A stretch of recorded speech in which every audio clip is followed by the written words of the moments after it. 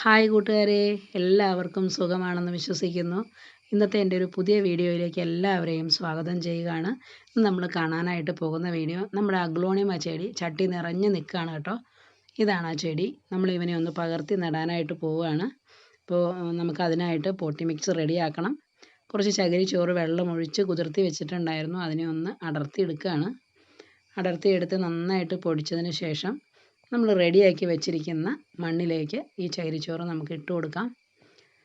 നമ്മൾ നേരത്തെ റെഡിയാക്കി വെച്ചിരുന്ന മണ്ണാണ് കേട്ടോ. അതിലേക്ക് നമ്മൾ ചകിരിച്ചോറ് ഇട്ട് കൊടുത്ത് നന്നായിട്ടൊന്ന് ഇളക്കി നല്ലൊരു പോട്ടി മിക്സ് റെഡിയാക്കി എടുക്കുകയാണ്. ഇനി നമ്മുടെ ചെടി നമുക്ക് പുറത്തെടുക്കാം. മണ്ണൊക്കെ വീഴാതിരിക്കാനായിട്ട് അവിടെ ഒരു ചാക്കിട്ട് കൊടുത്തിട്ടുണ്ടായിരുന്നു. അടർത്തിയെടുക്കാൻ ബുദ്ധിമുട്ടായതുകൊണ്ട് ഒരു കമ്പി ഉപയോഗിച്ചാണ് കേട്ടോ നമ്മളതിനെ അടർത്തി മാറ്റുന്നത്. വേരുകളെല്ലാം നന്നായിട്ട് പാകി നല്ല ടൈറ്റായിട്ട് തിക്കായിട്ട് നിൽക്കുമായിരുന്നു. എന്തായാലും രണ്ടിനെ അടർത്തി മാറ്റിയെടുത്തു. നമ്മുടെ ചട്ടി റെഡിയാക്കി വെച്ചിട്ടുണ്ട്. അടിയിൽ 4 ഹോളിട്ട് കൊടുത്തിട്ടുണ്ട്. കുറച്ച് ചകിരിച്ചോറ് നമുക്ക് ആദ്യമായിട്ട് ഇട്ട് കൊടുക്കാം. വെള്ളം കെട്ടി നിൽക്കാതിരിക്കാൻ വേണ്ടിയാണ് കേട്ടോ നമ്മളിങ്ങനെ ചെയ്യുന്നത്. എൻ്റെ എല്ലാ ചെടികളും ഞാനിങ്ങനെയാണ് നട്ടിരിക്കുന്നത്.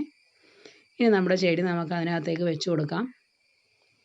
അതിൻ്റെ വേരുകളെല്ലാം നമുക്ക് താഴോട്ടൊന്ന് ഒതുക്കി നന്നായിട്ട് വെച്ച് കൊടുത്തതിന് ശേഷം നമ്മൾ റെഡിയാക്കി വെച്ചിരിക്കുന്ന പോട്ടി മിക്സ് നമുക്ക് നിറച്ച് കൊടുക്കാം. നന്നായിട്ട് നിറച്ച് കൊടുക്കാം. ഇപ്പോൾ കുറച്ച് വളങ്ങളെ ചേർത്തിട്ടുള്ളൂ. പിന്നീട് നമ്മൾ വളങ്ങളൊക്കെ ഇട്ട് കൊടുക്കുന്നതായിരിക്കും. അങ്ങനെ നമ്മൾ 2 ചട്ടിയിലാക്കി നമ്മുടെ അഗ്ലോണിമ ചെടി നമുക്ക് കിട്ടിയിട്ടുണ്ട്. അപ്പോൾ ഇനി നമുക്ക് ഇതിനെ 2 സ്ഥലത്തായിട്ട് സെറ്റ് ചെയ്യണം. ആദ്യം വെച്ചിരുന്നിടത്ത് തന്നെ ഒരു ചട്ടി നമ്മൾ വെച്ചു. മറ്റേ ചട്ടി നമ്മുടെ മുറ്റത്തിൻ്റെ സൈഡിലായിട്ട് ഈ ചെടിയോട് ചേർന്ന് നമ്മളിവിടെ സെറ്റ് ചെയ്ത് വെച്ചിരിക്കുന്നത്. എൻ്റെ ഈ പകർത്തി നടലും കാര്യങ്ങളും വീഡിയോയും എല്ലാം നിങ്ങൾക്ക് ഇഷ്ടമായെങ്കിൽ സപ്പോർട്ട് ചെയ്യാനും നിങ്ങളുടെ അഭിപ്രായങ്ങൾ കമൻറ്റ് ബോക്സിൽ രേഖപ്പെടുത്താനും മറക്കരുതേ.